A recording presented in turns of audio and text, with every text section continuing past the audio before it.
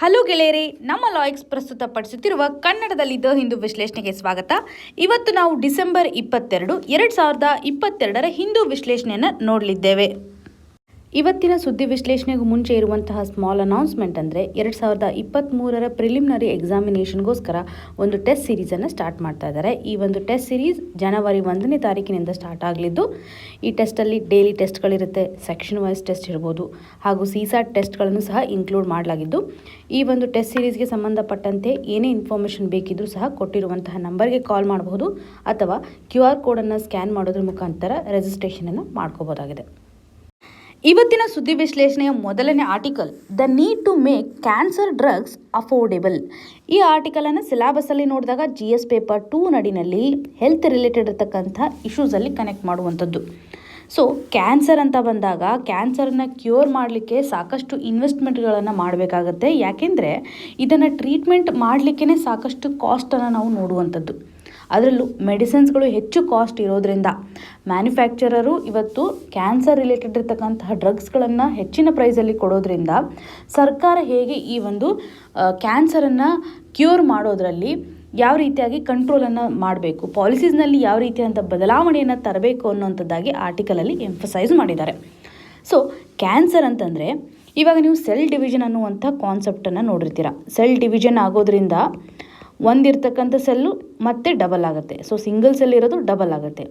ಇದು cell ಡಿವಿಷನಲ್ಲಿರ್ತಕ್ಕಂತಹ normal conditions. ಈ cell ಡಿವಿಷನ್ಸಲ್ಲಿ ಹಾಗೆ ನಾವು ತುಂಬ ಟೈಪ್ಸ್ಗಳನ್ನು ನೋಡ್ತೀವಿ. ಅದು ಬಯಾಲಜಿಕಲ್ ಆಸ್ಪೆಕ್ಟ್ಸಲ್ಲಿ ಡೀಟೇಲ್ ಆಗಿ ನಾವು ಯಾವಾಗಾದರೂ ಒಂದಿನ ಕವರ್ ಮಾಡಲಿಕ್ಕೆ ಸೈನ್ಸ್ ಆ್ಯಂಡ್ ಟೆಕ್ನಾಲಜಿ ಸೆಕ್ಷನಲ್ಲಿ ಟ್ರೈ ಮಾಡೋಣ. ಸೆಲ್ ಡಿವಿಷನಲ್ಲಿ ಸೆಲ್ಸ್ಗಳು ಡಿವಿಷನ್ ಆಗ್ತಾ ಹೋಗುತ್ತೆ. ಈ ಸೆಲ್ ಡಿವಿಷನ್ಸ್ಗಳು ಅನ್ಕಂಟ್ರೋಲ್ಡ್ ವೇನಲ್ಲಿ ಡಿವೈಡ್ ಆಗ್ತಾ ಹೋಗ್ತಾ ಇದ್ದರೆ, ಸೊ ಯಾವುದೇ ರೀತಿಯಾದಂಥ ಕಂಟ್ರೋಲೇ ಇಲ್ಲಿ ಇಲ್ಲ, ಅನ್ಲಿಮಿಟೆಡ್ ಸೆಲ್ ಡಿವಿಷನ್ ಆಗುವಂಥ ಒಂದು ಕಂಡೀಷನ್ ಇವತ್ತು ಕ್ಯಾನ್ಸರನ್ನು ಲೀಡ್ ಮಾಡುತ್ತೆ ಅನ್ನುವಂಥದ್ದು. ಈ ಒಂದು ಕ್ಯಾನ್ಸರನ್ನು ಕಂಟ್ರೋಲ್ ಮಾಡುವಂತಹ ನಿಟ್ಟಿನಲ್ಲಿ ಅದರಲ್ಲೂ ರಾಜ್ಯಸಭಾ ಒಂದು ಸ್ಟ್ಯಾಂಡಿಂಗ್ ಕಮಿಟಿಯನ್ನು ಸೆಟಪ್ ಮಾಡಿತ್ತು. ಹೆಲ್ತ್ಗೆ ಸಂಬಂಧಪಟ್ಟಂತಹ ಕನ್ಸರ್ನನ್ನು, ಅದರಲ್ಲೂ ಇವ್ರು ಕೊಟ್ಟಿರುವಂತಹ ಒಂದು ರಿಪೋರ್ಟ್ ಅಥವಾ ಸ್ಟ್ಯಾಂಡಿಂಗ್ ಕಮಿಟಿ ಹೇಳಿರುವ ಪ್ರಕಾರ ಕ್ಯಾನ್ಸರ್ಗೆ ಸಂಬಂಧಪಟ್ಟಂತೆ ಹಾಸ್ಪಿಟಲೈಸೇಷನ್ ಆಗಿರುವಂತಹ 40% ಕೇಸಸ್ಗಳಲ್ಲಿ ಫೈನಾನ್ಸಿಂಗ್ ಯಾವ ರೀತಿಯಾಗಿರುತ್ತೆ, ಟ್ರೀಟ್ಮೆಂಟನ್ನು ಮಾಡಲಿಕ್ಕೆ ಫೈನಾನ್ಸನ್ನು ಯಾವ ಮೂಲದಿಂದ ತೆಗೆದುಕೊಳ್ತಾರೆ ಅಂತಂದರೆ, ಒಂದು ಬಾರೋಯಿಂಗ್ ಪ್ರೋಸೆಸ್ನಿಂದಿರ್ಬೋದು, ಅಥವಾ ಅವರ ಒಂದು ಪ್ರಾಪರ್ಟೀಸನ್ನು ಸೇಲ್ ಮಾಡೋದ್ರ ಮುಖಾಂತರ ಇರ್ಬೋದು, ಫ್ರೆಂಡ್ಸ್ಗಳ ಒಂದು ಕಾಂಟ್ರಿಬ್ಯೂಷನ್ನ ಮುಖಾಂತರ ಇರ್ಬೋದು, ರಿಲೇಟಿವ್ಸ್ಗಳ ಒಂದು ಕಾಂಟ್ರಿಬ್ಯೂಷನ್ಸ್, ಈ ರೀತಿಯಾಗಿ 40% ಫೈನಾನ್ಸ್ ಆಗ್ತಾ ಇದೆ ಅನ್ನುವಂಥದ್ದು ಕಮಿಟಿ ಹೈಲೈಟ್ ಮಾಡುವಂಥ ಪ್ರಕಾರ ಸೀರಿಯಸ್ ಪ್ರಾಬ್ಲಮ್ ಇದೆ. ಕ್ಯಾನ್ಸರ್ ಆಗ್ತಕ್ಕಂಥ ಕೇಸಸ್ಗಳ ಎಸ್ಟಿಮೇಷನನ್ನು ಭಾರತದಲ್ಲಿ ನೋಡಿದರೆ 2020ರಲ್ಲಿ ಸರಿಸುಮಾರು 1.4 ಮಿಲಿಯನಷ್ಟು ಕೇಸಸ್ಗಳನ್ನು ನಾವು ನೋಡಿದ್ವಿ. ಈ ನಿಟ್ಟಿನಲ್ಲಿ ಸೀರಿಯಸ್ ಪ್ರಾಬ್ಲಮ್ ಇರೋದ್ರಿಂದ ಇದನ್ನು ಹೇಗೆ ನಾವು ಕ್ಯೂರ್ ಮಾಡಬೇಕು, ಇಲ್ಲಿ ಒಂದು ಕೇಸ್ ಸ್ಟಡಿಯನ್ನು ಅವರು ಎಂಫಸೈಸ್ ಮಾಡಿದ್ದಾರೆ. ಏನು ಹೇಳ್ತಾ ಇದ್ದಾರೆ ಅಂದರೆ, ಬ್ರೆಸ್ಟ್ ಕ್ಯಾನ್ಸರ್ಗೆ ಸಂಬಂಧಪಟ್ಟಂತೆ ಇದನ್ನು ಟ್ರೀಟ್ಮೆಂಟ್ ತಗೊಳ್ಳಿಕ್ಕೆ ಅಥವಾ ಸರ್ವೈವಲ್ ಕಂಡೀಷನ್ಸ್ ಯಾವ ರೀತಿಯಾಗಿದೆ, ಡೆವಲಪಿಂಗ್ ನೇಷನ್ಸಲ್ಲಿ ಯಾವ ರೀತಿಯಾಗಿದೆ ಅಂತ ಕೆಲವೊಂದಿಷ್ಟು ಕಂಪ್ಯಾರಿಟಿವ್ ಸ್ಟಡೀಸನ್ನು ಇಲ್ಲಿ ಎಂಫಸೈಸ್ ಮಾಡಿದ್ದಾರೆ. ಬ್ರೆಸ್ಟ್ ಕ್ಯಾನ್ಸರ್ಗೆ ಸಂಬಂಧಪಟ್ಟಂತೆ ಭಾರತದಲ್ಲಿ ಸರ್ವೈವಲ್ ರೇಟ್, ಇಂಡಿಯಾದಲ್ಲಿರುವಂಥ ಒಂದು ಸರ್ವೈವಲ್ ರೇಟ್ ಎಷ್ಟಿದೆ ಅಂತಂದರೆ, ಸರಿಸುಮಾರು ಟ್ರೀಟ್ಮೆಂಟ್ ಕೊಟ್ಟಾದ ಮೇಲೆ 65% ಬದುಕಬಹುದು. ನೆಕ್ಸ್ಟ್ 5 ಇಯರಲ್ಲಿ ಟ್ರೀಟ್ಮೆಂಟ್ ಆಗಿ ನೆಕ್ಸ್ಟ್ 5 ಇಯರಲ್ಲಿ ಬದುಕ್ತಕ್ಕಂಥ ಚಾನ್ಸಸ್ ಎಷ್ಟಿದೆ ಅಂದರೆ 65%. ಹಾಗೂ ಸೌತ್ ಆಫ್ರಿಕಾದಲ್ಲಿ ನಾವು ನೋಡಿದಾಗ ಸರಿಸುಮಾರು 45% ಸರ್ವೈವಲ್ ರೇಟ್ ಇದೆ. ಇದೊಂದು ಎಸ್ಟಿಮೇಷನ್ ಆಧಾರದ ಮೇಲೆ. ಹಾಗೂ ಹೈ ಇನ್ಕಮ್ ಕಂಟ್ರೀಸ್ಗಳಲ್ಲಿ ಸರ್ವೈವಲ್ ರೇಟ್ ಯಾವ ರೀತಿಯಾಗಿದೆ ಅಂದರೆ 90% ಹೈ ಇನ್ಕಮ್ ಕಂಟ್ರೀಸ್ಗಳು ಅಥವಾ ಡೆವಲಪ್ಡ್ ನೇಷನ್ಸ್ ಅಂತ ಕರಿಬೋದಲ್ವಾ. ಈ ರೀತಿಯಾದಂಥ ಕಂಡೀಷನ್ಸನ್ನು ನೋಡೋದ್ರಲ್ಲಿ ವರ್ಲ್ಡ್ ಹೆಲ್ತ್ ಆರ್ಗನೈಜೇಷನ್ ಕೊಟ್ಟಿರುವಂತಹ ಒಂದು ಎಸ್ಟಿಮೇಷನನ್ನು ಸಹ ನಾವಿಲ್ಲಿ ಕನ್ಸಿಡರ್ ಮಾಡಬೇಕು. ಏನು ಹೇಳುತ್ತೆ ವರ್ಲ್ಡ್ ಹೆಲ್ತ್ ಆರ್ಗನೈಜೇಷನ್ ಅಂದರೆ, ಕ್ಯಾನ್ಸರ್ ಟ್ರೀಟ್ಮೆಂಟ್ ಮಾಡೋದಕ್ಕೋಸ್ಕರ, ಅದರಲ್ಲೂ ಬ್ರೆಸ್ಟ್ ಕ್ಯಾನ್ಸರ್ ಟ್ರೀಟ್ಮೆಂಟ್ಗೆ ಸಂಬಂಧಪಟ್ಟಂಥ ಮೆಡಿಸಿನನ್ನು ಪರ್ಚೇಸ್ ಮಾಡಿದಾಗ ಅವರ ಒಂದು ಸ್ಟ್ಯಾಂಡರ್ಡ್ ಅಥವಾ ಲಿವಿಂಗ್ ಸ್ಟ್ಯಾಂಡರ್ಡು ಅವರ ನೆಕ್ಸ್ಟ್ ಆ್ಯನ್ಯುವಲ್ ವೇಜಸ್ ಮೇಲೆ ಹೇಗೆ ಇಂಪ್ಯಾಕ್ಟನ್ನು ಮಾಡುತ್ತೆ. ಬ್ರೆಸ್ಟ್ ಕ್ಯಾನ್ಸರ್ ಸ್ಪೆಸಿಫಿಕಲಿ ನೋಡಿದಾಗ ಅದರಲ್ಲೂ ಪ್ರಿಲಿಮಿನರಿ ಸ್ಟೇಜಸಲ್ಲಿ, ಅರ್ಲಿ ಸ್ಟೇಜಸಲ್ಲಿ ಅವ್ರು ಏನಾದರೂ ಟ್ರೀಟ್ಮೆಂಟ್ ತೆಗೆದುಕೊಂಡ್ರೆ ಅವರ ಒಂದು ಮೆಡಿಸಿನ್ ಕಾಸ್ಟ್ ಏನಿರುತ್ತಲ್ಲ, ನೆಕ್ಸ್ಟ್ 10 ಇಯರ್ಸ್ ತನಕ ಅವರ ಒಂದು ವೇಜನ್ನು ತೆಗೆದುಕೊಳ್ಬೋದು. ಆ್ಯನ್ಯುವಲ್ ವೇಜ್ ಏನಿರುತ್ತಲ್ಲ ಅದನ್ನು ಭರ್ತಿ ಮಾಡುವಂಥ ಒಂದು ಈಕ್ವಾಲಿಟಿಯನ್ನು ಕೊಡ್ತಾ ಇದ್ದಾರೆ. ಸೌತ್ ಆಫ್ರಿಕಾದಂತಹ ನೇಷನ್ಸಲ್ಲೂ ಸಹ 10 ಇಯರ್ಸ್ ತನಕ ಹೋಗ್ಬೋದು. ಭಾರತ ಮತ್ತು ಸೌತ್ ಆಫ್ರಿಕಾದ ಒಂದು ಎಸ್ಟಿಮೇಷನ್ ಅಂದರೆ ಅಲ್ಲಿರುವಂತಹ ಇನ್ಕಮ್ಮು ನೆಕ್ಸ್ಟ್ 10 ಇಯರ್ಸ್ ತನಕ ಅವರು ಫುಲ್ಫಿಲ್ ಮಾಡಬೇಕು, ಅಷ್ಟೊಂದು ಕಾಸ್ಟ್ ಇರುತ್ತೆ ಅನ್ನುವಂಥದ್ದಾಗಿ. ಅದೇ ಯುನೈಟೆಡ್ ಸ್ಟೇಟ್ಸಲ್ಲಿ ನಾವು ನೋಡಿದಾಗ 1.7 ಇಯರ್ಸಲ್ಲಿ ಅವರ ಒಂದು ಕಾಸ್ಟ್ ಕಂಪ್ಲೀಟ್ ಆಗುತ್ತೆ. ನೆಕ್ಸ್ಟು ಟ್ರೀಟ್ಮೆಂಟ್ ಆದಮೇಲೆ 1.7 ಇಯರ್ಸಲ್ಲಿ ಅವರ ಒಂದು ಭರ್ತಿ ಆಗ್ಬೋದು ಕಾಸ್ಟ್ ಅನ್ನುವಂಥದ್ದು. ಇದು WHO ಕೊಟ್ಟಿರುವಂಥ ಒಂದು ರಿಪೋರ್ಟು. ನೀವು ಇದನ್ನು ನೋಡೋದ್ರಿಂದ ಐಡೆಂಟಿಫೈ ಮಾಡ್ಕೋಬೋದು ಪ್ರೈಸಿಂಗ್ ಯಾವ ರೀತಿಯಾಗಿದೆ. ಕ್ಯಾನ್ಸರ್ ಟ್ರೀಟ್ಮೆಂಟ್ಗೆ ಸಂಬಂಧಪಟ್ಟಂತೆ ಇರತಕ್ಕಂಥ ಕಾಸ್ಟನ್ನು ನಾವಿಲ್ಲಿ ನೋಡ್ಬೋದು. ಈ ಬ್ರೆಸ್ಟ್ ಕ್ಯಾನ್ಸರ್ಗೆ ಸಂಬಂಧಪಟ್ಟಂತೆ ಡ್ರಗ್ಸನ್ನು ತೆಗೆದುಕೊಳ್ಳುವಾಗ ಅಥವಾ ಏನಾದರೂ ಟ್ರೀಟ್ಮೆಂಟನ್ನು ತೆಗೆದುಕೊಳ್ಳುವಾಗ ಮಂತ್ಲಿ ಬೇಸ್ಡ್ ಎಕ್ಸ್ಪೆಂಡಿಚರ್ ರೇಂಜ್ ಯಾವ ರೀತಿಯಾಗಿರ್ಬೋದು. ಡ್ರಗ್ ಮೇಲೆ ಇರ್ತಕ್ಕಂಥ ಇನ್ವೆಸ್ಟ್ಮೆಂಟನ್ನು ಅಪ್ರಾಕ್ಸಿಮೇಟ್ಲಿ ಹೇಳೋದಾದರೆ 48,000 95,000 ತನಕ ಆಗ್ಬೋದು. ಇಷ್ಟೊಂದು ಅಮೌಂಟನ್ನು ಅವರು ಮಂತ್ಲಿ ಬೇಸಿಸ್ ಮೇಲೆ ಖರ್ಚು ಮಾಡಬೇಕಾಗುತ್ತೆ. ಹೈ ಕಾಸ್ಟ್ ಇರಲಿಕ್ಕೆ ಕಾರಣಗಳೇನು? 2 ರೀತಿಯಾದಂಥ ಫ್ಯಾಕ್ಟರ್ಸ್ಗಳನ್ನು ಅವರು ಇಲ್ಲಿ ಎಂಫಸೈಸ್ ಮಾಡ್ತಾ ಇದ್ದಾರೆ. ಮೊದಲೇದಾಗಿ ಕ್ಯಾನ್ಸರ್ಗೆ ಸಂಬಂಧಪಟ್ಟಂತೆ ಡ್ರಗ್ಸನ್ನು ಇನ್ವೆಂಟ್ ಮಾಡಿದಾಗ ಅದೊಂದು ಇನೋವೇಷನ್ ಆಗಿರಬೇಕು. ಮಾರ್ಕೆಟಲ್ಲಿ ಇನೋವೇಷನ್ಸ್ ಇರುವಂಥ ಡ್ರಗ್ಸ್ಗಳಿಗೆ ಹೆಚ್ಚು ಕಾಸ್ಟ್ ಇರೋದು. ಜೊತೆಗೆ ಫಾರ್ಮಾಸ್ಯೂಟಿಕಲ್ ಕಂಪನೀಸ್ಗಳು ಸಹ ಇವತ್ತು ಪ್ರಾಫಿಟನ್ನು ಮಾಡ್ಕೋಬೇಕಾಗತ್ತೆ. ಈ ಒಂದು ಇನೋವೇಷನ್ ಮೇಲೆ ಪ್ರಾಫಿಟನ್ನು ಅವರು ಅರ್ನ್ ಮಾಡಬೇಕು ಅನ್ನುವಂಥ ನಿಟ್ಟಿನಲ್ಲಿ ಹೆಚ್ಚು ಪ್ರೈಸಸನ್ನು ಇಡ್ಬೋದು. ಕಂಪನೀಸ್ಗಳು ಇವತ್ತು ಹೆಚ್ಚು ಪ್ರೈಸಸನ್ನು ಇಡುವಂಥದ್ದು. ಸೆಕೆಂಡ್ ಫ್ಯಾಕ್ಟರ್ ನಡಿನಲ್ಲಿ ಇಂಟೆಲೆಕ್ಚುಯಲ್ ಪ್ರಾಪರ್ಟಿ ರೈಟ್ಗೆ ಸಂಬಂಧಪಟ್ಟಂಥ ಒಂದು ಪ್ರೊಟೆಕ್ಷನನ್ನು ಮಾಡಬೇಕು. IPR ಪಾಲಿಸಿನಲ್ಲಿರ್ತಕ್ಕಂಥ ರೆಗ್ಯುಲೇಷನ್ಸನ್ನು ಫಾಲೋ ಮಾಡಬೇಕು ಅಂತಂದಾಗ ಒಂದು ಕಂಪನಿ ಸಸ್ಟೈನೇಬಲ್ ಆಗಿ ಪ್ರಾಫಿಟನ್ನು ಪಡೆಯೋದ್ರ ಜೊತೆಗೆ ಅವರು ಇಂಟೆಲೆಕ್ಚುಯಲ್ ಪ್ರಾಪರ್ಟಿ ಪ್ರೊಟೆಕ್ಷನನ್ನು ಮಾಡ್ತಾ ಹೋಗುವಂಥದ್ದು. ಹಾಗಾಗಿ ಅವರು ಸರಿಯಾದಂಥ ಒಂದು ಕಾಸ್ಟನ್ನು ಅವರು ಕೊಡಬೇಕಾಗತ್ತೆ. ಇಂಟೆಲೆಕ್ಚುಯಲ್ ಪ್ರಾಪರ್ಟಿ ರೈಟ್ಸ್ಗೆ ಸಂಬಂಧಪಟ್ಟಂಥ ಒಂದು ಮೊನೋಪೋಲಿಯನ್ನು ಅವ್ರು ಎಸ್ಟಾಬ್ಲಿಷ್ಮೆಂಟ್ ಮಾಡಬೇಕು ಅಂತಂದರೆ ಅದಕ್ಕೂ ಸಹ ಅವರು ಸ್ವಲ್ಪ ಇನ್ವೆಸ್ಟ್ಮೆಂಟನ್ನು ಮಾಡಬೇಕಾಗುತ್ತೆ. ಗೌರ್ಮೆಂಟಿಂದ ಅವರು ಸಪೋರ್ಟನ್ನು ಪಡ್ಕೋಬೇಕಾಗುತ್ತೆ. ಕಂಪ್ನಿಯನ್ನು ಡೆವಲಪ್ ಮಾಡಬೇಕಾಗುತ್ತೆ. ಈ ಎಲ್ಲ ಪಾಸಿಬಿಲಿಟೀಸಿಂದಾಗಿ ಅವ್ರು ಏನು ಮಾಡ್ತಾರೆ ಅಂದರೆ ಡ್ರಗ್ಸ್ಗಳ ಪ್ರೈಸಸನ್ನು ಹೆಚ್ಚು ಇಡ್ತಾರೆ. ಇನೋವೇಟಿವ್ ಆಗಿರತಕ್ಕಂಥ ಡ್ರಗ್ಸು ಮಾರ್ಕೆಟಲ್ಲಿ ಇರೋದ್ರಿಂದ ಅವ್ರು ಏನು ಮಾಡ್ತಾರೆ ಮ್ಯಾಕ್ಸಿಮಮ್ ಪ್ರಾಫಿಟನ್ನು ಸಹ ಪಡ್ಕೋಬೇಕು ಅನ್ನುವಂಥ ಒಂದು ನಿಟ್ಟಿನಲ್ಲಿ ಹೆಚ್ಚು ಪ್ರೈಸಸನ್ನು ಇವತ್ತು ಡ್ರಗ್ಸ್ ಮೇಲೆ ಇಡ್ತಾ ಇದ್ದಾರೆ ಅನ್ನುವಂಥದ್ದು. ಹಾಗಿದ್ರೆ ಇವತ್ತು ಡ್ರಗ್ ಪ್ರೈಸು ಹೆಚ್ಚಾಗಿರೋದ್ರಿಂದ ನಾವೇನು ಹೇಳ್ಬೋದು, ಲ್ಯಾಕ್ ಆಫ್ ಎಕ್ಸೆಸಬಿಲಿಟಿ. ಪೇಷಂಟ್ಸ್ಗಳಿಗೆ ಬೇಕಾಗ್ತಕ್ಕಂತಹ ಡ್ರಗ್ಸ್ಗಳು ಇವತ್ತು ಎಕ್ಸೆಸಬಿಲಿಟಿನಲ್ಲಿ ಇಲ್ಲ. ಇದರಿಂದ ಆರ್ಟಿಕಲ್ 21 ಒಂದು ವೈಲೇಷನ್ ಆಗುತ್ತೆ ಅಂತ ಹೇಳ್ಬೋದಾ? ಪ್ರತಿಯೊಂದು ಪೇಷಂಟ್ಸ್ಗಳಿಗೂ ಸಹ ಇವತ್ತು ಮೆಡಿಸಿನ್ ಇಲ್ಲದೆ ಇರೋದ್ರಿಂದ, ಕ್ರಿಟಿಕಲ್ ಕಂಡೀಷನ್ಸಲ್ಲಿ ಮೆಡಿಸಿನ್ ಇರೋದ್ರಿಂದ, ಅದರಲ್ಲೂ ಫೈನಾನ್ಷಿಯಲ್ ಸ್ಟ್ರೆಸ್ ಇರೋದ್ರಿಂದ ಇವತ್ತು ಲಿವ್ ವಿತ್ ಡಿಗ್ನಿಟಿ, ಫಂಡಮೆಂಟಲ್ ರೈಟ್ಸಲ್ಲಿ ಇರ್ತಕ್ಕಂತಹ ಫೀಚರ್ಸನ್ನು ವೈಲೇಷನ್ ಮಾಡ್ತಾ ಇದೆ ಅನ್ನುವಂಥದ್ದನ್ನು ನೋಡ್ಬೋದಲ್ಲ. Right to live with dignity ಅನ್ನುವಂಥದ್ದನ್ನು ಸಂವಿಧಾನದಲ್ಲಿರುವಂಥ ಫೀಚರನ್ನು ಇದು ವೈಲೇಟ್ ಮಾಡ್ತಾ ಇದೆ ಅನ್ನುವಂಥ ಒಂದು ಕನೆಕ್ಟಿವಿಟಿನ ನಾವಿಲ್ಲಿ ಅರ್ಥ ಮಾಡ್ಕೋಬೋದು. ಆರ್ಟಿಕಲ್ 21 ಇಂಪಾರ್ಟೆಂಟ್ ಫೀಚರ್ ಅಂತಂದರೆ ರೈಟ್ ಟು ಲೈಫ್. ಹ್ಯೂಮನ್ ರೈಟ್ಸ್ಗೆ ಸಂಬಂಧಪಟ್ಟಂತಹ ಮೋಸ್ಟ್ ಪ್ರೀಷಿಯಸ್ ಆರ್ಟಿಕಲ್ ಅಂತಂದರೆ ರೈಟ್ ಟು ಲೈಫ್ ಅನ್ನುವಂಥದ್ದು. ಹಾಗೂ WHO ಕಾನ್ಸ್ಟಿಟ್ಯೂಷನಲ್ಲಿ ಹೆಲ್ತ್ ಸ್ಟ್ಯಾಂಡರ್ಡ್ಗೆ ಸಂಬಂಧಪಟ್ಟಂತೆ ಫಂಡಮೆಂಟಲ್ ರೈಟ್ಸನ್ನು ಕನೆಕ್ಟ್ ಮಾಡುವಂತೆ ಒಂದು ಸ್ಟೇಟ್ಮೆಂಟನ್ನು ಕೊಟ್ಟಿದ್ದಾರೆ. ಪ್ರತಿಯೊಬ್ಬ ವ್ಯಕ್ತಿಯೂ ಸಹ ಹೈಯೆಸ್ಟ್ ಹೆಲ್ತ್ ಸ್ಟ್ಯಾಂಡರ್ಡ್ಸನ್ನು ಎಂಜಾಯ್ ಮಾಡಲಿಕ್ಕೆ ಅರ್ಹರಾಗಿರ್ತಾರೆ. ಹೈಯೆಸ್ಟ್ ಹೆಲ್ತ್ ಸ್ಟ್ಯಾಂಡರ್ಡ್ಸ್ ಇದನ್ನು one of the fundamental right ಆಗಿ ಕನ್ಸಿಡರ್ ಮಾಡ್ತಾರೆ ಅನ್ನುವಂಥದ್ದಾಗಿ WHO ಕಾನ್ಸ್ಟಿಟ್ಯೂಷನಲ್ಲಿ ನಾವು ನೋಡ್ತಾ ಇದ್ದೀವಿ. ಈ ಒಂದು ಸ್ಟೇಟ್ಮೆಂಟನ್ನು ಸಹ ನಾವು ಆರ್ಟಿಕಲಲ್ಲಿ ನೋಡ್ಬೋದು. ಇದಕ್ಕೆ ಸೊಲ್ಯೂಷನ್ ಏನಿರ್ಬೋದು, ಯಾವ ರೀತಿಯಂಥ ಬದಲಾವಣೆಯನ್ನು ನಾವು ತರಬೇಕು ಅನ್ನುವಂಥದ್ದಾಗಿ ನೋಡೋದಾದರೆ, ಮೊದಲೇದಾಗಿ ಕ್ಯಾನ್ಸರ್ಗೆ ಸಂಬಂಧಪಟ್ಟಂತಹ ಡ್ರಗ್ಸ್ಗಳನ್ನು ಇಂಟರ್ನ್ಯಾಷನಲಿ ಪ್ರೊಡ್ಯೂಸ್ ಮಾಡ್ತಾ ಇರೋದ್ರಿಂದ ಅಥವಾ ಬೇರೆ ಕಂಟ್ರೀಸ್ಗಳು ಇವತ್ತು ಪ್ರೊಡ್ಯೂಸ್ ಮಾಡ್ತಾ ಇರೋದ್ರಿಂದ ನಮಗೆ ಹೆಚ್ಚು ಕಾಸ್ಟ್ ಆಗುತ್ತೆ. ಹಾಗಾಗಿ ಭಾರತದಲ್ಲಿ ಅಂದರೆ ಡೊಮೆಸ್ಟಿಕಲಿ ನಾವು ಕಂಪನೀಸ್ಗಳಿಗೆ ಅಥರೈಸೇಷನನ್ನು ಕೊಡಬೇಕು. ಅಂದರೆ ಇಂಡಿಯನ್ ಕಂಪನೀಸ್ಗಳು ಸಹ ಇವತ್ತು ಹೈ ಪ್ರೈಸ್ಡ್ ಕ್ಯಾನ್ಸರ್ ಮೆಡಿಸಿನ್ಸ್ಗಳನ್ನು ಪ್ರೊಡ್ಯೂಸ್ ಮಾಡುವಂತಹ ಪ್ಲ್ಯಾಟ್ಫಾರ್ಮನ್ನು ಕ್ರಿಯೇಟ್ ಮಾಡಬೇಕು. ಕಂಪಲ್ಸರಿ ಲೈಸೆನ್ಸಿಂಗನ್ನು ಕೊಡೋದ್ರ ಮುಖಾಂತರ ಹೆಚ್ಚು ಡ್ರಗ್ಸನ್ನು ನಾವು ಪ್ರೊಡ್ಯೂಸ್ ಮಾಡಬೇಕು. ಹಾಗಾಗಿ ಎಲ್ಲರಿಗೂ ಎಕ್ಸೆಸಬಲ್ ಇರತಕ್ಕಂಥ ಕಂಡೀಷನ್ ಕ್ರಿಯೇಟ್ ಆಗ್ಬೋದು. ಹಾಗೂ ಡೊಮೆಸ್ಟಿಕ್ ಕಂಪನೀಸ್ಗಳು ಇವತ್ತು ಅಲ್ಟರ್ನೇಟಿವ್ ಆಗಿ ಜನರಿಕ್ ಮೆಡಿಸಿನ್ಸನ್ನು ಪ್ರೊಡ್ಯೂಸ್ ಮಾಡುವಂತಹ ಅಥವಾ ಇನೋವೇಷನ್ಸನ್ನು ಕ್ರಿಯೇಟ್ ಮಾಡ್ತಕ್ಕಂತಹ ಪ್ಲ್ಯಾಟ್ಫಾರ್ಮನ್ನು ಸಹ ನಾವಿಲ್ಲಿ ಒದಗಿಸ್ಬೇಕು. ಕೆಲವೊಂದಿಷ್ಟು ರೆಗ್ಯುಲೇಷನ್ಸನ್ನು ಇಲ್ಲಿ ಕಡಿಮೆ ಮಾಡಬೇಕು. ಇಂಡಿಯನ್ ಪೇಟೆಂಟ್ ಆ್ಯಕ್ಟ್ 1970 ನಡಿನಲ್ಲಿರ್ತಕ್ಕಂಥ ಕಂಪಲ್ಸರಿ ಲೈಸೆನ್ಸಿಂಗ್ಗೆ ಸಂಬಂಧಪಟ್ಟಂಥ ರೆಗ್ಯುಲೇಷನ್ಸನ್ನು ಕಂಟ್ರೋಲ್ ಮಾಡುವಂಥದ್ದು.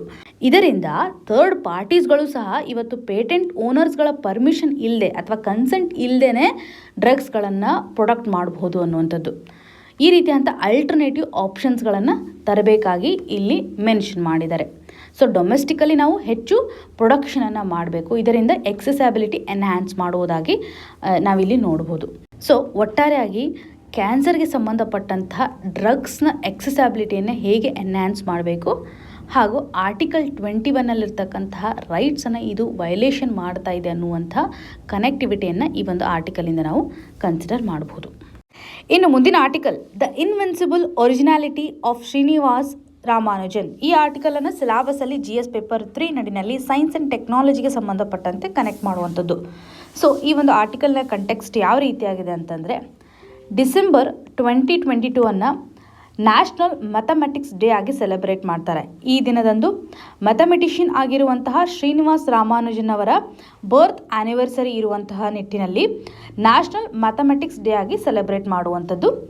ಸೊ ಈ ಆರ್ಟಿಕಲಲ್ಲಿ ಎಂಫಸೈಸ್ ಮಾಡಿರುವಂತಹ ಪಾಯಿಂಟ್ಸ್ಗಳಲ್ಲಿ ಪ್ರಿಲಿಮ್ಸ್ ಪರ್ಸ್ಪೆಕ್ಟಿವಲ್ಲಿ ನಾವು ಫ್ಯೂ ಪಾಯಿಂಟ್ಸನ್ನು ಕನೆಕ್ಟ್ ಮಾಡಬೇಕು. ಸೊ ಏನಿದೆ ಅಂತಂದರೆ, ಇವಾಗ ಆರ್ಟಿಫಿಷಿಯಲ್ ಇಂಟೆಲಿಜೆನ್ಸ್ ಅಂತ ನೋಡ್ತೇವೆ. ಆರ್ಟಿಫಿಷಿಯಲ್ ಇಂಟೆಲಿಜೆನ್ಸ್ಗೆ ಸಂಬಂಧಪಟ್ಟಂತಹ ಮೇಜರ್ ಕಾಂಟ್ರಿಬ್ಯೂಷನ್ ಯಾವ ರೀತಿಯಾಗಿದೆ, ಸೆವೆರಲ್ ಪ್ರೋಸೆಸ್ಗಳು ಇವತ್ತು ನಡೀತಾ ಇದ್ದಾವೆ. ಅದರಲ್ಲೂ ನ್ಯೂ ಥಿಂಗ್ಸ್ಗಳನ್ನು ಅಡಾಪ್ಟ್ ಮಾಡೋದರಲ್ಲಿ, ಟೆಕ್ನಾಲಜಿಗೆ ಸಂಬಂಧಪಟ್ಟಂಥ ನ್ಯೂ ಥಿಂಗ್ಸನ್ನು ನಾವು ಡೆವಲಪ್ ಮಾಡೋದರಲ್ಲಿ ಆರ್ಟಿಫಿಷಿಯಲ್ ಇಂಟೆಲಿಜೆನ್ಸ್ಗೆ ಕಾಂಟ್ರಿಬ್ಯೂಷನ್ ಮಾಡುವಂತೆ ಶ್ರೀನಿವಾಸ್ ರಾಮಾನುಜನ್ ಅವರ ಒಂದು ಕೆಲವೊಂದಿಷ್ಟು ಕಾನ್ಸೆಪ್ಟ್ಸ್ಗಳು ಹೇಗೆ ಕಾಂಟ್ರಿಬ್ಯೂಷನನ್ನು ಮಾಡ್ತಾ ಇದೆ ಅನ್ನುವಂಥದ್ದು. ಆರ್ಟಿಫಿಷಿಯಲ್ ಇಂಟೆಲಿಜೆನ್ಸ್ಗೆ ಸಂಬಂಧಪಟ್ಟಂತೆ ChatGPT ಇದರ ಒಂದು ಫುಲ್ ಫಾರ್ಮ್, ಇದರ ಫಂಕ್ಷನ್ ಯಾವ ರೀತಿಯಾಗಿದೆ. ಲ್ಯಾಂಬ್ಡಾ ಅಂದರೆ language model for dialogue application ಅನ್ನುವಂಥ ಫುಲ್ ಫಾರ್ಮ್. ಡೈರೆಕ್ಟಾಗಿ ಫುಲ್ ಫಾರ್ಮ್ಗೆ ಸಂಬಂಧಪಟ್ಟಂಥ ಕ್ವಶನನ್ನು ಸಹ ಫ್ರೇಮ್ ಮಾಡುವಂಥದ್ದು. ChatGPT ಅಂತಂದರೆ chat generative pre trained transformer ಅನ್ನುವಂಥದ್ದು. ಇದರ ಅಪ್ಲಿಕೇಶನ್ ಯಾವ ರೀತಿಯಾಗಿದೆ ಅಂತಂದರೆ, ಇವೆಲ್ಲನೂ ಸಹ ಕ್ರಿಯೇಟಿವ್ ಆಗಿ ಲರ್ನ್ ಮಾಡುವಂತಹ ಪ್ರಾಡಕ್ಟ್ಸ್ಗಳು. ಇಲ್ಲಿ ಪ್ರೀ ಎಕ್ಸಿಸ್ಟಿಂಗ್ ಇನ್ಫಾರ್ಮೇಷನ್ ಆಧಾರದ ಮೇಲೆ ಆಲ್ರೆಡಿ ಹ್ಯೂಮನ್ ಕನ್ವರ್ಸೇಷನ್ಸ್ಗಳನ್ನು ಅಥವಾ ಹ್ಯೂಮನ್ ಸಾಲ್ವ್ ಮಾಡ್ತಕ್ಕಂತಹ ಸಿಚುವೇಶನ್ಸ್ಗಳನ್ನು ಪ್ರೀ ಎಕ್ಸಿಸ್ಟಿಂಗ್ ಇನ್ಫಾರ್ಮೇಷನ್ಸ್ ಆಗಿ ಫೀಡ್ ಮಾಡಿರ್ತಾರೆ. ಇದರ ಮುಖಾಂತರ ಮುಂದೆ ಬರ್ತಕ್ಕಂಥ ಪ್ರಾಬ್ಲಮ್ಸ್ಗಳನ್ನು ಹೇಗೆ ಸಾಲ್ವ್ ಮಾಡಬೇಕು, ಕ್ರಿಯೇಟಿವ್ ಆಗಿ ಹೇಗೆ ಸೊಲ್ಯೂಷನ್ಸನ್ನು ಕಂಡುಹಿಡಲಿಕ್ಕೆ ಈ ಎಲ್ಲ ಇಂಟೆಲಿಜೆನ್ಸ್ಗಳು ಹೆಲ್ಪ್ ಆಗುತ್ತೆ. ಅಪ್ಲಿಕೇಶನ್ಸ್ ಬೇಸ್ಡ್ ಸೊಲ್ಯೂಷನ್ಸನ್ನು ತರುವಂಥದ್ದು. ಚಾರ್ಟ್ ಜನರೇಟಿವ್ ಪ್ರೀ ಟ್ರೈನ್ಡ್ ಇನ್ಫಾರ್ಮೇಷನಲ್ಲಿ ಫಾರ್ ಎಕ್ಸಾಂಪಲ್ ಇವಾಗ ಪೋಯಮ್ಸ್ಗಳನ್ನು ಬರೆಯುವಂಥದ್ದಾಗಲಿ, ಹ್ಯೂಮನ್ ಜೊತೆಗೆ ಆಗಿರ್ತಕ್ಕಂಥ ಕನ್ವರ್ಸೇಷನ್ಸ್ ಇರ್ಬೋದು, ಹಾಗೂ ಕಾಂಪ್ಲೆಕ್ಸ್ ಟಾಸ್ಕ್ಗಳನ್ನು ರಿಸಾಲ್ವ್ ಮಾಡೋದರಲ್ಲಿ ಈ ಆರ್ಟಿಫಿಷಿಯಲ್ ಇಂಟೆಲಿಜೆನ್ಸ್ ಅಪ್ಲಿಕೇಶನ್ಸ್ಗಳು ಸಹಕಾರಿ ಆಗ್ತವೆ ಅನ್ನುವಂಥದ್ದು. ಇವೆಲ್ಲ ಅಪ್ಲಿಕೇಶನ್ ಬೇಸ್ಡ್ ಮೇಲೆ ಸೈನ್ಸ್ ಆ್ಯಂಡ್ ಟೆಕ್ನಾಲಜಿನಲ್ಲಿ ನಾವು ಕ್ವಶನ್ಸನ್ನು ಎಕ್ಸ್ಪೆಕ್ಟ್ ಮಾಡ್ಬೋದು.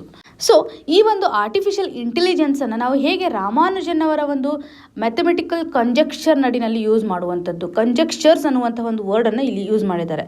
ಕಂಜಕ್ಚರ್ ಅಂತಂದರೆ ಅವರು ಎಷ್ಟೋ ಇಕ್ವೇಷನ್ಸ್ಗಳನ್ನು ವಿತೌಟ್ ಪ್ರೂಫ್ ಇಲ್ಲದೆ ಸಾಲ್ವ್ ಮಾಡಿರುವಂಥದ್ದು.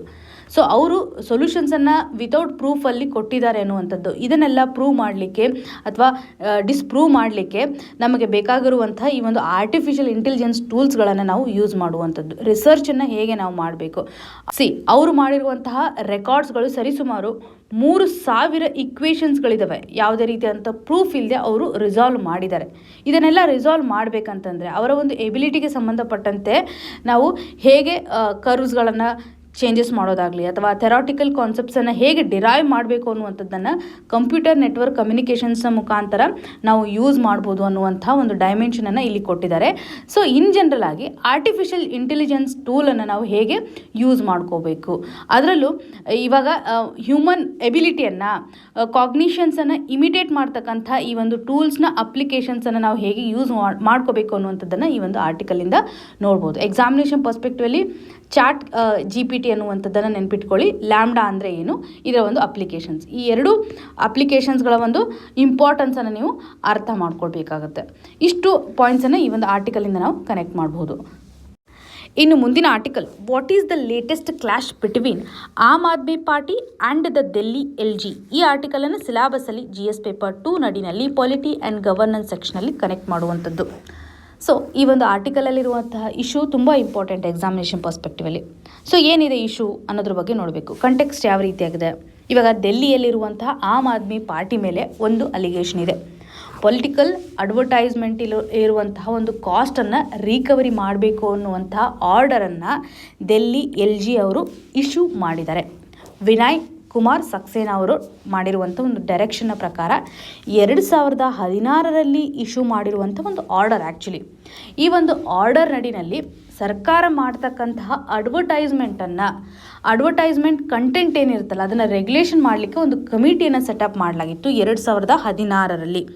ಈ ಒಂದು ಕಮಿಟಿಯಲ್ಲಿರ್ತಕ್ಕಂತಹ ಗೈಡ್ಲೈನ್ಸ್ಗಳನ್ನು ಇಂಪ್ಲಿಮೆಂಟ್ ಮಾಡುವಂಥ ಹಂತದಲ್ಲಿ ಸರ್ಕಾರಕ್ಕೆ ಒಂದು ಇಶ್ಯೂ ಮಾಡಿದ್ದಾರೆ. ಏನು ಆರ್ಡರ್ ಮಾಡಿದ್ದಾರೆ ಅಂದರೆ ಸರಿಸುಮಾರು 97.14 crore ಸೊ ಇಷ್ಟಕ್ಕಿಂತನೂ ಹೆಚ್ಚು ಇದೆ, ಪ್ಲಸ್ ಅಂತ ಕೊಟ್ಟಿದ್ದಾರೆ ಅಪ್ರಾಕ್ಸಿಮೇಟ್ಲಿ, ಪ್ಲಸ್ ಇಂಟ್ರೆಸ್ಟ್ ಅಂತ ಹೇಳ್ತಾ ಇದ್ದಾರೆ.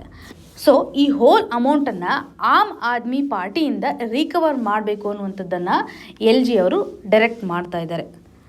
So union ministry of information and broadcasting 2016 ಒಂದು 3 ಮೆಂಬರ್ ಬಾಡಿ ಅಥವಾ ಕಮಿಟಿಯನ್ನು ಸೆಟಪ್ ಮಾಡಲಾಗಿತ್ತು.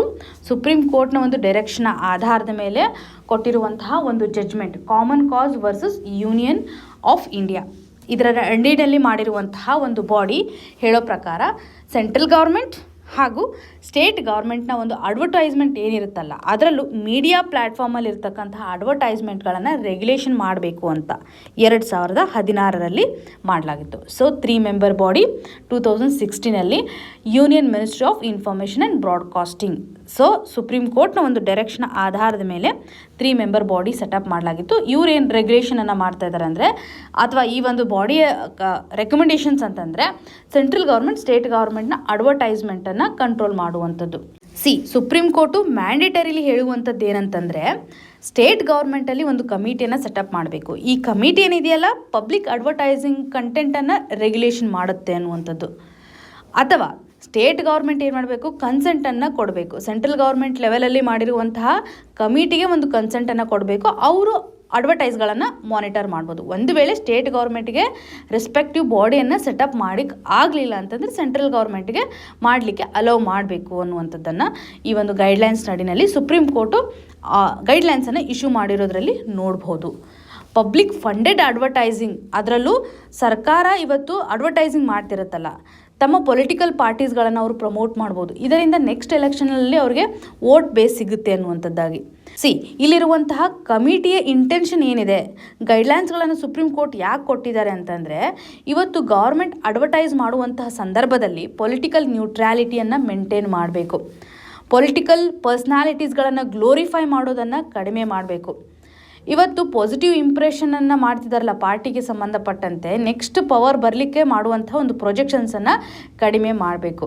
ಹಾಗೂ ಅಪೋಸಿಷನ್ ಪಾರ್ಟೀಸ್ಗಳನ್ನು ಕ್ರಿಟಿಕಲಿ ಹೇಳೋದನ್ನು ನಿಲ್ಲಿಸಬೇಕು. ಇಂಪ್ರೆಷನನ್ನು ಕ್ರಿಯೇಟ್ ಮಾಡ್ತಾ ಇದ್ದಾರಲ್ಲ ಸೋಷಿಯಲ್ ಮೀಡಿಯಾದಲ್ಲಿ, ಇವನ್ನೆಲ್ಲ ಕಂಟ್ರೋಲ್ ಮಾಡಲಿಕ್ಕೆ ಒಂದು ಕಮಿಟಿಯನ್ನು ಸೆಟಪ್ ಮಾಡಿದ್ದಾರೆ ಅನ್ನುವಂಥದ್ದಾಗಿ. ಸೊ ಎಕ್ಸಾಮಿನೇಷನ್ ಪರ್ಸ್ಪೆಕ್ಟಿವಲ್ಲಿ ನೀವು ಇಶ್ಯೂವನ್ನು ತಿಳ್ಕೊಂಡ್ರೆ ಈಸಿಯಾಗಿ ನೆನ್ಪಿಟ್ಕೋಬಹುದು. ಸೊ ಇಲ್ಲಿರುವಂಥ ಇಶ್ಯೂ ಏನಿದೆ ಅಂತಂದರೆ, ಆಮ್ ಆದ್ಮಿ ಪಾರ್ಟಿ ಮೇಲೆ ಗೌರ್ಮೆಂಟ್ ಮಾಡಿರುವಂಥ ಅಡ್ವರ್ಟೈಸಿಂಗ್ಗೆ ಸಂಬಂಧಪಟ್ಟಂತೆ ರಿಕವರ್ ಮಾಡಬೇಕು ಅಮೌಂಟನ್ನು ಅಂತ ಕೊಟ್ಟಿದ್ದಾರೆ. ಸೊ ಎಕ್ಸಾಮಿನೇಷನ್ ಪರ್ಸ್ಪೆಕ್ಟಿವಲ್ಲಿ ಪಬ್ಲಿಕ್ ಫಂಡಿಂಗ್ಗೆ ಸಂಬಂಧಪಟ್ಟಂಥ ಇಶ್ಯೂಸ್ ನಡಿನಲ್ಲಿ ಇರುವಂಥ ಸಿಚುವೇಶನ್ಸನ್ನು ಕನ್ಸಿಡರ್ ಮಾಡ್ಬೋದು, ಅಥವಾ ಎಕ್ಸಾಂಪಲ್ಸನ್ನು ನಾವು ಕನೆಕ್ಟ್ ಮಾಡ್ಬೋದು. ಇದಕ್ಕೆ ಸಂಬಂಧಪಟ್ಟಂಥ ಸೊಲ್ಯೂಷನನ್ನು ಸರ್ಕಾರ ಹೇಗೆ ತರಲಿಕ್ಕೆ ಟ್ರೈ ಮಾಡ್ತಾ ಇದೆ, ಕಮಿಟಿ ಹೇಗೆ ವರ್ಕ್ ಆಗುತ್ತೆ, ಕಮಿಟಿಯ ಒಂದು ರೆಕಮೆಂಡೇಷನ್ಸ್ ಏನಿರ್ಬೋದು, ಅಥವಾ ಸುಪ್ರೀಂ ಕೋರ್ಟ್ ಯಾವ ರೀತಿಯಾಗಿ ಇನ್ವಾಲ್ವ್ಮೆಂಟನ್ನು ತೋರಿಸ್ತಾ ಇದೆ ಅನ್ನುವಂಥದ್ರ ಬಗ್ಗೆ ಮೇನ್ಸ್ ಪರ್ಸ್ಪೆಕ್ಟಿವಲ್ಲಿ ಡೈಮೆನ್ಷನ್ಸನ್ನು ಯೂಸ್ ಮಾಡ್ಕೋಬೋದು. ಇಷ್ಟು ಇನ್ಫಾರ್ಮೇಷನನ್ನು ಈ ಒಂದು ಆರ್ಟಿಕಲಿಂದ ನಾವು ಕನೆಕ್ಟ್ ಮಾಡ್ಕೋಬೋದು. ಇನ್ನು ಮುಂದಿನ article, India set to plan stabilization fund to bolster carbon market. ಈ ಆರ್ಟಿಕಲನ್ನು ಸಿಲಾಬಸಲ್ಲಿ GS ಪೇಪರ್ 3 ನಡಿನಲ್ಲಿ ಕ್ಲೈಮೇಟ್ ಚೇಂಜ್ಗೆ ಸಂಬಂಧಪಟ್ಟಂತೆ, ಅದರಲ್ಲೂ ಪೊಲ್ಯೂಷನ್, ಕಾರ್ಬನ್ ಎಮಿಷನ್ ಅಂತಕ್ಕಂಥ ಟಾಪಿಕಲ್ಲಿ ನಾವು ಕನೆಕ್ಟ್ ಮಾಡುವಂಥದ್ದು. ಭಾರತ ಇವತ್ತು ಸ್ಟೆಬಿಲೈಜೇಷನ್ ಫಂಡ್ ಮೇಲೆ ಫೋಕಸ್ ಮಾಡ್ತಾ ಇದೆ. ಒಂದು ಸಪೋರ್ಟಿಂಗ್ ಸಿಸ್ಟಮನ್ನು ಪ್ರೊವೈಡ್ ಮಾಡುವಂಥ ನಿಟ್ಟಿನಲ್ಲಿ ಕಾರ್ಬನ್ ಮಾರ್ಕೆಟಿಗೆ ಸಂಬಂಧಪಟ್ಟಂತೆ. ಏನು ಹಂಗಂದರೆ, ಕಾರ್ಬನ್ ಮಾರ್ಕೆಟಿಂಗ್ ಅಂತಂದರೆ, ಈ ಕಾರ್ಬನ್ ಮಾರ್ಕೆಟಿಂಗ್ ನಡಿನಲ್ಲಿ ಕಾರ್ಬನ್ ಎಮಿಷನನ್ನು ಕಂಟ್ರೋಲ್ ಮಾಡಲಿಕ್ಕೆ ಇವತ್ತು ಕ್ರೆಡಿಟ್ಸನ್ನು ಕೊಡುವಂಥದ್ದು. ಕಾರ್ಬನ್ ಕ್ರೆಡಿಟ್ಸನ್ನು ಇಲ್ಲಿ ತರಬೇಕು. ಕಾರ್ಬನ್ ಕ್ರೆಡಿಟ್ಸನ್ನು ನಾವು ಟ್ರೇಡ್ ಮಾಡಲಿಕ್ಕೆ ಒಂದು ಪ್ಲ್ಯಾಟ್ಫಾರ್ಮ್ನ ಅವಶ್ಯಕತೆ ಇದೆ. ಹಾಗಾಗಿ ಒಂದು ಸಪೋರ್ಟಿಂಗ್ ಸಿಸ್ಟಮನ್ನು ಇವರು ಪ್ರೊವೈಡ್ ಮಾಡ್ತಾ ಇದ್ದಾರೆ. ಸ್ಟೆಬಿಲೈಜೇಷನ್ ಫಂಡನ್ನು ಸೆಟಪ್ ಮಾಡುವಂಥದ್ದಾಗಿ ಈ ಒಂದು ಆರ್ಟಿಕಲಲ್ಲಿ ನೋಡ್ಬೋದು. ಸೊ ಈ ಸ್ಟೆಬಿಲೈಜೇಷನ್ ಫಂಡ್ನ ಒಂದು ಅವಶ್ಯಕತೆ ಏನಿದೆ, ಯಾಕೆ ಮಾಡಬೇಕು ಅಂತಂದರೆ, ಫಾರ್ ಎಕ್ಸಾಂಪಲ್ ಇವಾಗ ಇಂಡಸ್ಟ್ರಿಯಲ್ ಯೂನಿಟ್ಸ್ಗಳು ಹೇಗೆ ಎಮಿಷನ್ಸನ್ನು ಮಾಡ್ತಾ ಇದೆ, ಎಮಿಷನ್ಸ್ಗೆ ಸಂಬಂಧಪಟ್ಟಂತಹ ಸ್ಟ್ಯಾಂಡರ್ಡ್ಸ್ಗಳನ್ನು ಸೆಟಪ್ ಮಾಡಬೇಕು. ಸೊ ಇದರಿಂದ ಆ ಸ್ಟ್ಯಾಂಡರ್ಡ್ಸ್ಗಳ ಆಧಾರದ ಮೇಲೆ ಅವರು ಎಷ್ಟು ಕ್ರೆಡಿಟ್ಸ್ಗಳನ್ನು ಗೇನ್ ಮಾಡ್ತಾರೆ, ಅವ್ರು ಗೇನ್ ಮಾಡಿರುವಂತಹ ಕ್ರೆಡಿಟ್ಸ್ಗಳನ್ನು ಮತ್ತು ಬೇರೆ ಒಂದು ಇಂಡಸ್ಟ್ರೀಸ್ಗಳಿಗೆ ಹೇಗೆ ಅವರು ಸೆಲ್ ಮಾಡುವಂಥದ್ದು, ಬೈಯಿಂಗ್ ಯೂನಿಟ್ಸ್ಗಳನ್ನು ಇಲ್ಲಿ ನಾವು ಸೆಟಪ್ ಮಾಡಬೇಕು. ಹೇಗೆ ಸೆಲ್ ಮಾಡೋದಾಗಲಿ ಅಥವಾ ಹೇಗೆ ಕ್ರೆಡಿಟ್ಸ್ಗಳನ್ನು ಬೈ ಮಾಡಬೇಕು, ಈ ಎಲ್ಲ ಆಪರೇಟಿಂಗ್ ಆಬ್ಲಿಗೇಷನ್ಸ್ಗಳನ್ನು ಫುಲ್ಫಿಲ್ ಮಾಡುವಂತಹ ನಿಟ್ಟಿನಲ್ಲಿ ಒಂದು ಪ್ಲ್ಯಾಟ್ಫಾರ್ಮನ್ನು ಕ್ರಿಯೇಟ್ ಮಾಡ್ತಾ ಇದ್ದಾರೆ ಅನ್ನುವಂಥದ್ದು. ಸ್ಟೆಬಿಲೈಜೇಷನ್ ಫಂಡಿಂದ ಇವತ್ತು ಕ್ರೆಡಿಟ್ಸ್ಗೆ ಸಂಬಂಧಪಟ್ಟಂತೆ, ಅದರಲ್ಲೂ ಕಾರ್ಬನ್ ಮಾರ್ಕೆಟಲ್ಲಿ ಒಂದು ಥ್ರೆಶೋಲ್ಡನ್ನು ಫಿಕ್ಸ್ ಮಾಡಿರ್ತಾರೆ. ಒಂದು ಇಂಡಸ್ಟ್ರಿ ಯಾವ ರೀತಿಯಾದಂಥ ಎಮಿಷನ್ಸನ್ನು ಮಾಡ್ತಾ ಇದೆ ಅಥವಾ ಎಷ್ಟು ಅವರು ಎಮಿಷನ್ಸನ್ನು ಕಂಟ್ರೋಲ್ ಮಾಡಬೇಕು ಅನ್ನುವಂಥ ಒಂದು ಆಬ್ಲಿಗೇಷನ್ಸನ್ನು ಹಾಕ್ತಾರೆ. ಇದರ ಆಧಾರದ ಮೇಲೆ ಅವರ ಕ್ರೆಡಿಟ್ಸನ್ನು ಕೊಡಲಾಗುತ್ತೆ ಅನ್ನುವಂಥದ್ದು. ಸೊ ಅವ್ರಿಗೆ ಒಂದು ಏನು ಲಿಮಿಟನ್ನು ಹಾಕಿರ್ತಾರಲ್ಲ ಆ ಲಿಮಿಟ್ಗಿನ ಅವರು ಕಡಿಮೆ ಎಮಿಷನ್ಸ್ ಮಾಡಿದರೆ ರಿಮೈನಿಂಗ್ ಟಾರ್ಗೆಟ್ ಏನಿರುತ್ತಲ್ಲ ಅದನ್ನು ಒಂದು ಕ್ರೆಡಿಟ್ ಆಗಿ ಕನ್ಸಿಡರ್ ಮಾಡ್ಬೋದು. ಬೇರೆ ಒಂದು ಇಂಡಸ್ಟ್ರೀಸ್ ಇವತ್ತು ಹೆಚ್ಚು ಎಮಿಷನ್ಸನ್ನು ಮಾಡಿದರೆ ಈ ಕ್ರೆಡಿಟನ್ನು ಅವರು ಪರ್ಚೇಸ್ ಮಾಡೋದ್ರ ಮುಖಾಂತರ ತಮ್ಮ ಎಮಿಷನನ್ನು ಅವರು ಬ್ಯಾಲೆನ್ಸ್ ಮಾಡಬಹುದು. ಸೊ ಈ ರೀತಿಯಾದಂತಹ ಕಾರ್ಬನ್ ಮಾರ್ಕೆಟ್ ಟ್ರೇಡಿಂಗ್ ಸಿಸ್ಟಮ್ಗೆ ಸಂಬಂಧಪಟ್ಟಂತೆ ಒಂದು ಪ್ಲ್ಯಾನನ್ನು ಮಾಡ್ತಾ ಇದ್ದಾರೆ ಅನ್ನುವಂಥದ್ದನ್ನು ಆರ್ಟಿಕಲಲ್ಲಿ ನೋಡ್ಬೋದು. ಸೊ ಪ್ಲ್ಯಾನ್ ಸ್ಟೆಬಿಲೈಸೇಷನ್ ಫಂಡ್ ಅಂತಂದರೆ ಒಂದು ಫಂಡ್ನ ಅವಶ್ಯಕತೆ ಇರುತ್ತೆ ಮಾರ್ಕೆಟನ್ನು ರೆಗ್ಯುಲೇಷನ್ ಮಾಡಲಿಕ್ಕೆ, ಅದರಲ್ಲೂ ಕಾರ್ಬನ್ ಕ್ರೆಡಿಟ್ಸನ್ನು ಬೈ ಮಾಡಲಿಕ್ಕೆ ಮತ್ತು ಸೆಲ್ ಮಾಡಲಿಕ್ಕೆ ಒಂದು ಫಂಡ್ ಏನಿರುತ್ತಲ್ಲ ಅದನ್ನು ಸೆಟಪ್ ಮಾಡಬೇಕು ಅನ್ನುವಂಥದ್ರ ಬಗ್ಗೆ ಡಿಸ್ಕಷನನ್ನು ಮಾಡ್ತಾ ಇದ್ದಾರೆ. ಸೊ ಇಷ್ಟು ಇನ್ಫಾರ್ಮೇಷನನ್ನು ಆರ್ಟಿಕಲಿಂದ ನಾವು ಕನೆಕ್ಟ್ ಮಾಡುವಂಥದ್ದು. ಕಾರ್ಬನ್ ಮಾರ್ಕೆಟಿಂಗ್ ಹೇಗೆ ಟ್ರೇಡ್ ಆಗುತ್ತೆ ಅನ್ನುವಂಥ ನಿಟ್ಟಿನಲ್ಲಿ ಇದೆಲ್ಲ ಪಾಲಿಸಿ ಲೆವೆಲಲ್ಲಿ ಡಿಸ್ಕಷನನ್ನು ನಡೆಸ್ತಾ ಇರೋದು. ಎಕ್ಸಾಮಿನೇಷನ್ ಪರ್ಸ್ಪೆಕ್ಟಿವಲ್ಲಿ ಕಾರ್ಬನ್ ಮಾರ್ಕೆಟಿಂಗ್ ಹೇಗೆ ವರ್ಕ್ ಆಗುತ್ತೆ ಅನ್ನೋದು ನಮಗೆ ಇಂಪಾರ್ಟೆಂಟ್ಲಿ ಹೆಲ್ಪ್ ಆಗುತ್ತೆ. ಇವತ್ತಿನ question of the day section ಅಡಿನಲ್ಲಿ ಪ್ರೀವಿಯಸ್ ಇಯರಲ್ಲಿ ಕೇಳಿರುವಂಥ ಕ್ವಶನನ್ನು ಕೊಡಲಾಗಿದೆ. ಇದಕ್ಕೆ ಸರಿಯಾದ ಉತ್ತರವನ್ನು ಕಮೆಂಟ್ ಸೆಕ್ಷನಲ್ಲಿ ಮೆನ್ಷನ್ ಮಾಡಿ.